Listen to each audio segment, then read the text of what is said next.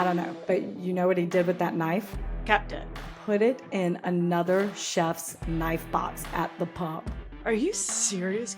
Gross. Disgusting is that? So like that chef prepared food Ugh. with the same knife you either stabbed or dismembered someone with.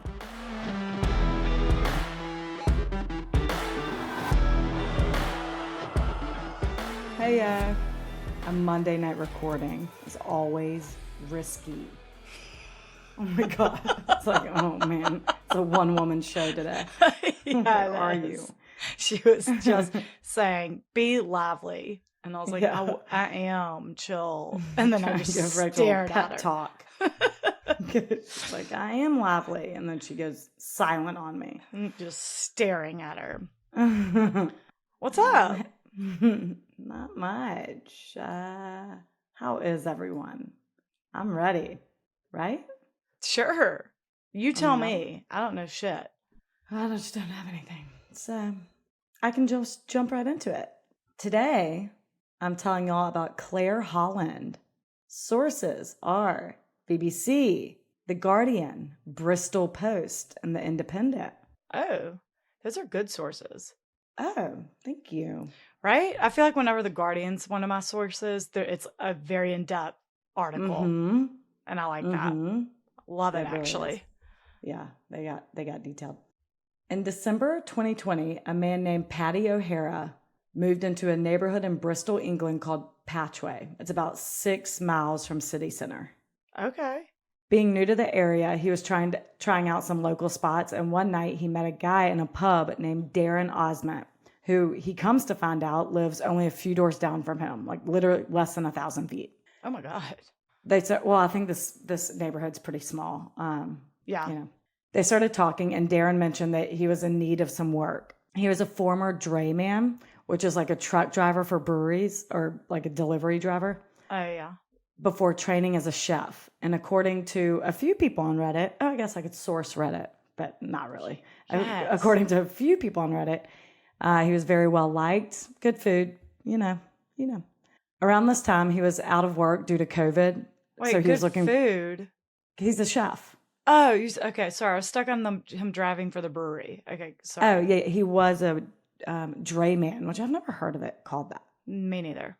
He was a drayman turned chef, Okay. a pub chef. He's not like Michelin star or anything. Right. Around this time, he was out of work due to COVID, so he's looking for odd jobs to help him pay the bills. And Paddy had a counterfeit clothing operation he needed help with, so he offered him some work. Oh. Was he upfront with the fact that it's counterfeit clothing? What does that mean? Yeah, he's just selling fake brand name clothes and passing it off as real. Like, Sure. Okay. Hey, why does my Chanel spelled with an S type of business? Wow. I didn't know there was an E in Dior. Yeah, totally. Sure, it's sketchy. Certainly trademark infringement, I'm sure. Mm-hmm. But Darren needs the money, so he accepts. 2020, man. Sure. So over the next few months, they ran this shady-ass business and started to become really good friends. They were both single, both in their late 30s, loved to drink, they're neighbors, and England was pretty strict on lockdown at this time, so they understandably hung out all the time. And apparently they would watch TV or play pool for up to 10 hours a day. Oh, no. What a waste of time. Oh, my God. So that was lockdown for some people. No, I hear you. I know. Like, if you couldn't work from home, I can't imagine. Bless you, everyone. Anyway, as their friendship grew, they delved into more illegal stuff. On a few occasions, they drove to Wales for drug deals or to pick up illegal firearms.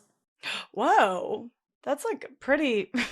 Not petty. They're no longer petty. Well, yeah. This is like beyond fake brands and what? Weed? That's what I thought you were going to say. Just like, ho-hum. Nah. A little bit more. Firearms. Okay. Wow. Firearms. They were obviously involved in several counterfeit scams and stole cars on the regular. Darren served as a lookout while Paddy hotwired and stole cars from all over the country. And he had like this array of license plates that he would put on the car so they could either be very well hidden or bebop around town without a care in the world. I don't. All right. And this eventually led to carjacking people. So things are my like God. really escalating. It's really escalating. Lord. I know. I'm not sure if this was the influence of Paddy or what, but Darren really started letting his true colors come out and his behavior was getting more hostile. He seemed angry and just a very loose cannon. Like, he even kept a hammer by his front door in case police came knocking. And when bars and pubs did finally open back up, they took full advantage of this and would get in several bar fights. Just like, no less. Get it together. Get it together. Darren saw an Irish newspaper article at Paddy's house from years prior about a murder. Someone had been killed in Belfast. So Darren asked him about it, and Paddy told him that he was involved, and he kept the article as some sick souvenir because it was still unsolved. He was just so proud of himself. But Darren didn't ask for details, and Paddy wouldn't give them. Darren's hopefully slowly backing out. He's like, nah, I'm bowing out of this. I thought we were just carjacking people. Yeah. I'll catch you later. See ya. Have a great night. In 2022, they were hanging out, and Darren told Paddy that if he were to ever get married, Paddy would be his best man. The one he just found a newspaper article about. Great. And this led to a conversation about relationships. And I think they're drinking, and Darren says he's also done some horrible stuff. I'm like, yeah, you've been carjacking people for the last 2 years. Right. Can you imagine getting your car stolen during lockdown? It's the only freedom you have, you jackass. Oh my God, yeah. Screw you, man. But Darren goes on to tell him about a former girlfriend he murdered. Murderers find friendship. You are a match children's made in tale. heaven. Yeah, really. He goes on to say her name was Claire Holland. So let's chat about Claire. Claire Holland had a rough go at life. She was born in 1980. Her parents weren't together, so she spent her early years bouncing between their two houses. And her parents were apparently never paid too much attention to her. She was somewhat of a latchkey kid, and her childhood isn't that well known, but by the age of 16, she was living in foster care. Oh. So I know it's not clear exactly why or what events led to that. So I'm not sure what happened there. But when she was put into a new foster home, her issues escalated and she developed an alcohol problem. Her family tried to help her, but at the time, she sadly couldn't get a handle on it. She was known to be very sweet and caring and never had a bad word to say. But the addiction and her erratic behavior was too hard on her family. And as time went on, she got less and less support from them. Oh, sad.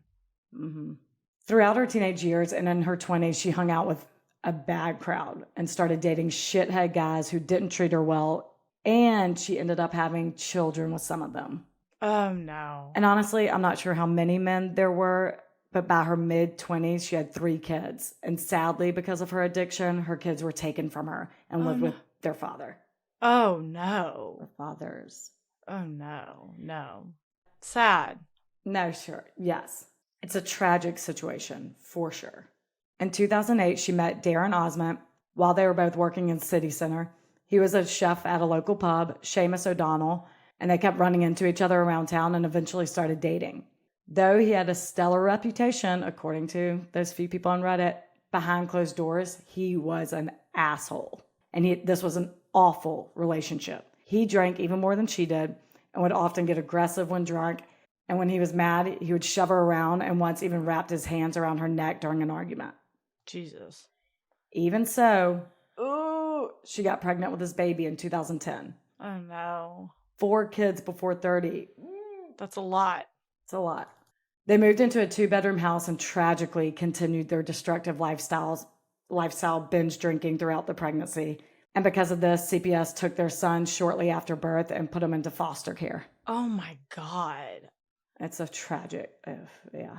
A few weeks after the baby was born, cops were called to their house because Darren assaulted Claire and then pushed her down the stairs. And it was after this incident that the baby was taken away. And of course, Darren blamed solely Claire for this. Can I talk to you for a second, Darren? Because if I'm reading my sources right, Claire didn't push anyone down the stairs. Nah. Social workers knew Claire was terrified of Darren. She even told one of them she thought he would kill her, so the social worker offered her a safe house, but she was too reluctant to go. That said, she did realize how awful this situation was and started distancing herself from him. She didn't cut off all communication because they did have a child together and the emotional attachment was still there. But she kind of like woke up after this fourth child and was not interested in being with him and was actually very sick of this entire lifestyle. Oh, good. I know. She's turning her life around, which makes this even more tragic. Yeah. How can they distance themselves if they're still living together? Yeah, she moves out. You'll Oh. see. It's in the Oh, next okay. paragraph. Oh, all right. All right. Bring it next Jumping paragraph. ahead. If you want me to hurry, just say so. Bring it. By 2012, she was determined to get her life together. She was 32 at the time, and their son was living with the foster family, but she was in regular contact with them in hopes to win him back. She Oh. wanted to be there for all her kids and did not want them to have the same upbringing as she did in foster care. So she checked herself into rehab. Oh, good. Round of applause for her. And while the drinking wasn't completely eliminated, it was far less. And she was going to bars and pubs less and less. It was a work in progress at the time. Okay. She got her own apartment. There it is. And started decorating it as if her kids were moving back in to keep her motivated. Oh, that's a good motivator. It's for sure. She was also working to repair the relationship with her family. She became very close with her mom and sister. And in April 2012, she even met up with her dad, who she hadn't seen or really spoken to in 6 years. Oh, wow. So she was really looking forward to the future, which is why when she went missing on June 6, 2012, they knew it was very unlikely a runaway situation. Although some didn't rule it out, thought maybe she relapsed and just uprooted her life to get away from everything. But again, very unlikely. Yeah. That day at 3 p.m., CCTV showed her at an ATM withdrawing money. She was then seen outside of Seamus O'Donnell pub. That's where Darren works. Yeah. But left around 4 p.m. to run errands. During that time, she called her sister and said that she was planning to go to Richmond Public House later. And she's seen on CCTV shopping around City Center until about 6 p.m. Then I think she did go to Richmond Public House for a hot minute, but ultimately ended up back at Seamus O'Donnell's. And she was there until closing, which was at 11 p.m. because it was a Wednesday. Okay. And all the staff, because she was a regular, all the staff members confirmed they saw her leave alone. She was reported missing on June 14th, almost 10 days later, which I know seems like a lot. And I don't really know why it took that long because, again, according to several sources, she and her family, especially her sister, were in constant communication. But at the same time, I don't know.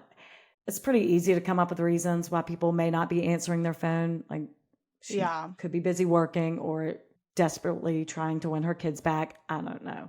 Yeah. But they were also still mending their relationship. So I guess she might need some space. Yeah, it happens. It happens.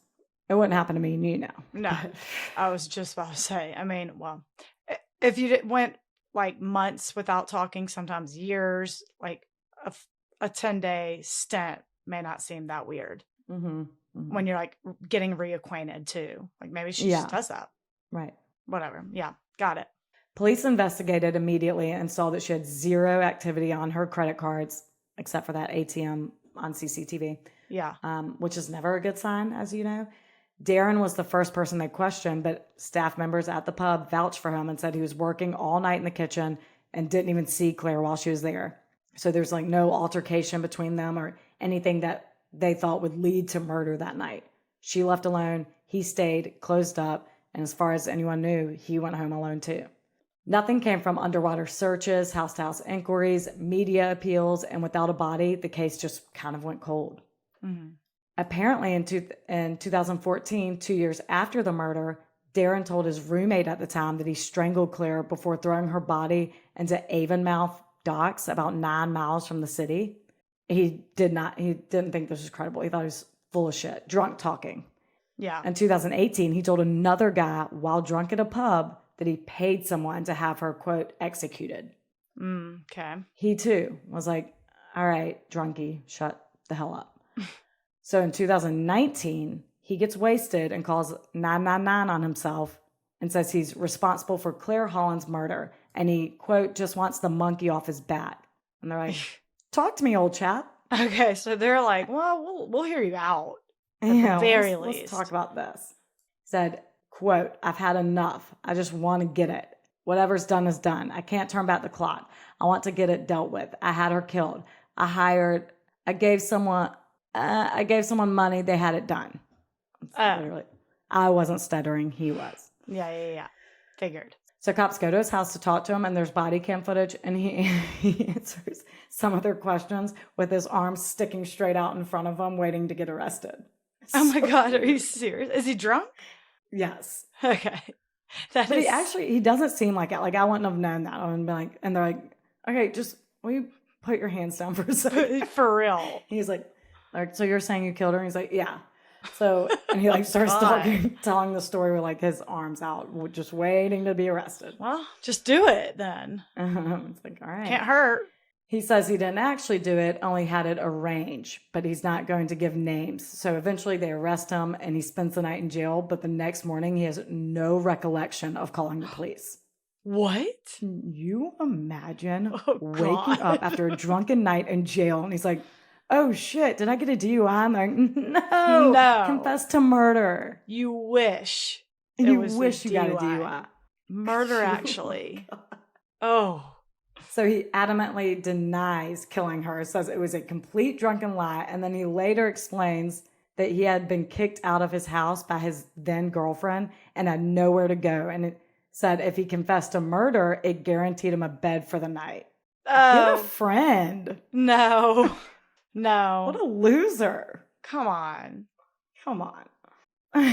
It's just ridiculous. I know. Loose lips sink ships. I mean, really? I know I've said that before on here. I've had to have.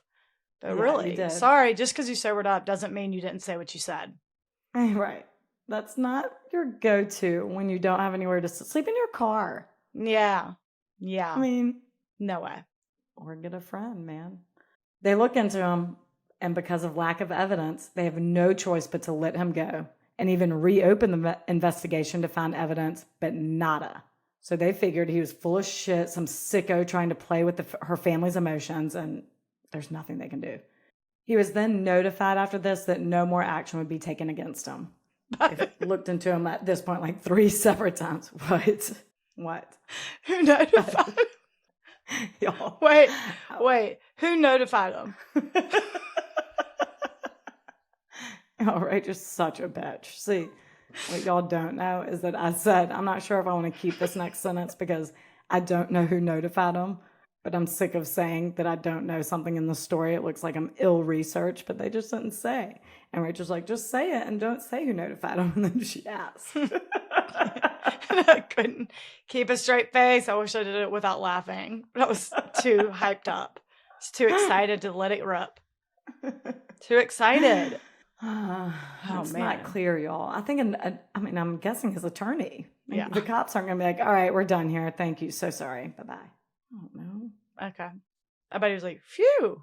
So he starts this petty crime spree, and now 2 years later, he is telling another person that he did in fact kill her. He said he lured her down to the pub that night, I guess to make sure to get her good and drunk. Then they made plans via text message to hang out once he was off work. They found these texts. P.S. During an argument, she struck him, and in retaliation, Darren grabbed her by the throat and took her down to the floor until she stopped moving. Then he said that being a chef meant he had great knife skills, implying that he dismembered her. Ugh. But then he said he went to Severn Estuary by the Bristol Channel and threw her in the water, claiming that she will never float back up because she's weighed down. So I'm not sure if he put her body parts in like a trunk, or how would you dismember someone and then weigh them down? So, yeah. Or maybe by that knife comment, he meant he stabbed her after that. Yeah. Yeah. I don't know. But you know what he did with that knife? Kept it. Put it in another chef's knife box at the pub. Are you serious? Gross. How disgusting is that? So that chef prepared food with the same knife you either stabbed or dismembered someone with. Why would you not throw it away? Just get rid of it. Gross. Blech. Disgusting. He said it made him sick to do it, but he did it for his child. What? Took his mother away? His and 3 other kids' mother away? Yeah. So that was the motive. He blamed her for their son being taken away. But this Darren, again? Yeah, this again. You were deemed an unfit parent too. That's why the child isn't living with you. Right. Y'all aren't married. If you're a stand-up guy, a great father, and it was solely Claire, the child goes to you. You're right. And that's not what happened. So And it's so tragic because she was on her way to getting him and the other kids back. Like, what you were so pissed off about, she was working to correct. What are you doing? Nothing. Nothing. Murdering people is what you're doing. He even said, no dumb bitch is going to keep me from my son. Okay. But No the one's legal system impressed. will, you asshole. So weight has been lifted. And Paddy says it's good that he's sharing this burden and it's me and you against everything. Oh my God. Yeah. He was telling Paddy that whole story. Yeah, he's like saying Pretty much. Yeah. Yeah. He's like, it's me and you against everything. Then Paddy leaves the house. He goes down to the police station. He walks into his boss's office and tells him the assignment's over, the jackass confessed, and it's all on videotape. Oh my God. Paddy's an undercover cop, yo. And here's the kicker. No one to this day knows who Paddy O'Hara is. God, this really, now I get this. Was this the story you were going to cover after my Glenn Sandler? Sorry. Really couldn't get it. Oh my God. It is very similar. Wow. I know, right? Detective Darren, complete coincidence, by the way, Darren Harrant, not Darren Osment, not the asshole. Detective Darren Harrant said that none of the investigative team knew that this was going on. Only the covert people involved did. That was for Paddy O'Hara's welfare. Wow.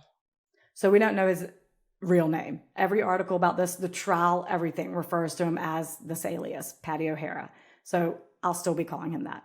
Which, by the way, I was scared his name alone would give it away because I saw a comment on YouTube from someone in Ireland saying that if he met a guy named Paddy O'Hara, he would immediately start looking for a camera on his body. And he said, did-do, top of the morning, young laddie. Let's have a Guinness and tell me all about wee lady. Well, because it's just such a quintessential Irish name. He's like, no one's, come on. That is so funny. So Paddy actually moved into Darren's neighborhood, renting a house a few doors down. All the illegal activities Paddy took him on were fake. The drug dealers were cops. The cars they stole, planted. The people they mugged or carjacked, cops. Damn. But there were a few times Darren had drug deals and Paddy went with him. Those were obviously real. And according to Paddy, it irked him to have to sit there and play it cool. Oh. But good thing is Darren's dumbass was none the wiser. Paddy said it was very hard not to intervene Darren's aggressive behavior, later saying he had to strike a very delicate balance between protecting people from this monster and not blowing his cover. Yeah. Later in the trial, which imagine how awkward that was when you see the guy you thought was your best friend and he's like, oh, hey, about being your best man? No. I don't want to do that. Paddy said he saw Darren assault a bartender, get in numerous fights with people, and stomp his own dog. Oh my God. Gross. But the one time he actually did step in was to stop Darren from beating students with a sock filled with pool balls. What the fuck? Students? Weird. Like just walking by? That's all it says, students. I don't know how old these students were, but when they're referred to as students, I think of kids. I do too. What the hell is happening here? I mean, really any age. Swinging a sock full of pool balls. Ow. Ow. And that's when he's like, whoa, dude, calm down. Chill the fuck out. God. And he said when he got drunk, very aggressive. Like in his mind, he's like, you definitely killed Claire in a drunken argument. This is a no-brainer. Yeah. So over nearly 2 years of pretending to be this murderer's friend, Paddy gathered 1,200 hours of recorded videotape. And during the confession is so gross. He at times is like, it was probably wrong to do it, but in the same breath calls her the C word, and says he wanted to set her on fire in front of her family, makes jokes about how she's taking a nice swimming lesson and she's probably halfway to Spain by now. He's such a dick. He blames her for calling the cops that night of the assault when he pushed her down the stairs. Again, with these assholes who cannot stand the consequences to their actions. Right. Patrons and Apple subscribers, you know what's up. This is the last bonus episode. I was just thinking that. He talks about how those dumbass cops will never find anything. He rocked hiding all the evidence. He said they can pull off a fucking miracle or pull rabbits out of their hat. they would still struggle to find evidence against me. Patty's Oh my like, God. Totally, Totally, mate. dude. Mhm. Totally, mate. Then he talks about if, for whatever reason, they did catch him, he would kill witnesses who testified against him. He's like, okay, you're a very dangerous guy. Once he's arrested and the jig is up, he says he was lying to Paddy the entire time, blah, blah, blah, blah, blah. And he pleads not guilty. And they're like, great, fun. We have 1,200 hours of footage for the jury's viewing pleasure. So let's do this. The trial was in October of 2023, like yesterday. And the jury's like, we don't need to deliberate. We're good. He's guilty. We're fine. I'm going to speak on behalf of all of us. We're good. We're good. We don't need to sidebar it. We really don't. I don't know how long it took. Nothing. Took them nothing to deliberate. Yeah. In her victim impact statement, Claire's sister said that they've spent a decade waiting to find out what happened to her. Frequently, one of us would think we saw Claire in public, rush to catch up, only to be disappointed to see it was someone else. Oh, no. That's sad. Oh, God. She also said, we have so many questions. What were her last words? Did she see it coming? If you've got it in your heart, please tell us where she is. We just want to lay her to rest. Begging him to tell them where she is, just for the slim chance that she or a piece of her, something, would be there to bring her home to bury. And that's all they really want to know. There's an interview and it's very clearly tearing them up inside. And because of that, to this day, he will not say. What? He just can't give up that last little bit of control. But what about Helen's the law, water? He did say that. But what about the water? It's in the Bristol Channel. I know. So wouldn't you just assume that was true and like that's why y'all? Yeah, but they want even a piece, a bone fragment, just to bring home to lay to rest. Yeah. Anything, especially if she's in a trunk. They just have no idea. They're just. Oh right, I forgot about the trunk. Theory. Okay. Yeah. Go on. He won't do that, which makes me think he did dismember her and just scattered, and I don't know. Yeah. But Helen's law is a law that ensures that criminals who do not disclose the location of their victims' remains can be used against them when applying for parole. Oh. So the judge called him a coward for not manning up and admitting where she was and actually what he did to her. Like, because he told on like 3 separate accounts that he had her executed and then told this big grand story. So they just really want to know the truth. And if there's any piece of her that can be brought home, they want to give her a funeral. Mm-hmm. She said she hopes he reconsiders, if not for Claire's family's sake, for his own child's sake. And she sentenced him to life in prison with a 20-year minimum term. And he left the courtroom, held up a paper note which read innocent. Shut up. Fuck off. Oh my God. I hope they all spat on him as he walked out. I mean, out of here. And that, Rach, is who is the worst this week. Oh my God. Patty's obviously the best. Patty, I wasn't expecting to be rooting for you, but look at you. Really not? No, I really wasn't. Okay. I forgot that you did that after my Glenn Sandler episode that you had one. I didn't know when that was coming. I just kind of forgot about it. Okay. No, I did not see it. I want to know who Paddy is so bad. He's my celebrity crush. No one knows who Fred was in my story. Oh, either. Really? Yeah, they don't. He will never reveal who was his. I think some of his, the people who helped, like the fake drug dealer in North Florida and all that, who were also FBI agents, obviously knew. But like whatever. Yeah. Yeah. Anyone in the operation. Sad, huh? Very sad. Patrons: Courtney, Amy, Sarah, Presley, Mackenzie, Manisha, Lala, Katie, Hannah, Casey, Julie. What? Hey, thanks. Hey, Thank you. 2 customs. Custom from Laura. I would like to shout out my coworkers. We are all kindergarten teachers and instructional assistants. I forced them to listen to y'all during her planning. Now they love y'all as much as I do. Do you listen do you force your students to also listen? Oh, it's a great nap time activity. I highly recommend it to 5-year-olds. Oh my gosh, bless y'all, kindergarten teachers. I can't. Oh my God, I can't imagine. I'd be ripping out my hair. And ripping cigs is what I thought you were going to say. And ripping cigs. Do you get a cig break? You'd have to. If you're gonna, I'd take one no matter what. I'd be sitting behind the desk. Jimmy, hand me my lighter.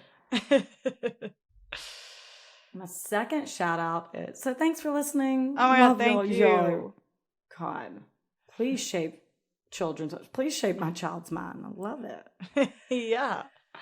Second shout out is from Sarah. My husband hosts a pop culture radio show that is also a podcast. Guests range from the actress who played Daisy Duke, Catherine Bach. Is it Bach? Bach. I don't know. Bach. If it's like the composer, it's Bach. Oh, Bach. Okay. To the stunt double for Indiana Jones. Listen to past shows at www. I think it's Gwatney Unplugged. GWATNEY Unplugged.com. Nice. Wait, so that's probably has a big following. You tell him to shout us out. Yeah. You tell him to shout us out. Yeah. And we'll just do it. This is our collab. This is the collab. This is the collab. You've just made it a collab. You've made it. We a went collab, first. So. Now it's his turn. Yeah. Just kidding. That's cool though. Love that. That is cool. I'll check it out for sure. Yeah. Thanks, everyone. Thank y'all so much for listening. People are the best. Y'all are the worst. You're the worst. Oh, wait. Fuck. Oh my God. For some reason, I anticipated you fucking it up. Oh my God. I can't do this. You are the best. You are the worst. The second I insulted him, I was like, that's not right. That seems harsh. Hold on. Hold on. Why do I hate them? I can't. You are the best. People are the worst. Bye. Bye.